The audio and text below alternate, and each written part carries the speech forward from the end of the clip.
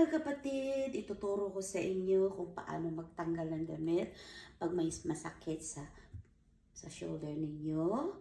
Kasi sobrang sakit po, hindi ko po may taas ang aking kamay dahil po may damage ang aking shoulder. Meron po akong frozen shoulder. Sino may gusto dyan? Baka gusto nyo i-share ko sa inyo. Meron akong arthritis at meron akong fractured dito sa shoulder ko.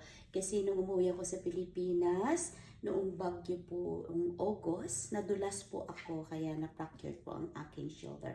Kaya ngayon, meron siyang tatlong sakit dito sa shoulder ko. Kaya ang sobrang sakit po. Pero ituro ko kung paano magtanggal ng damit. Para-paraan na lang po para matulungan ng sarili. Ganito ang kahirap buhay OFW. Pag walang kang kasama, laging mag-isa, magawa lahat ng paraan para lang magawa mo lahat ang obligasyon mo sa katawan mo, sa sa buhay mo, sa pamilya mo. Ganito po. Kasi nahihirapan po talaga ako. Hindi ko talaga maitaas. Ito maitaas ko po, pero ito hindi talaga. So, sinabihan ako ng doktor ko kung gusto kong ipa-opera, but then I'm still thinking po kung papa-opera ko po o hindi. Kasi mahirap na. Kaya dahil nahihirapan ako, bumili ako sa Baguio ng ganito nung umuwi ako.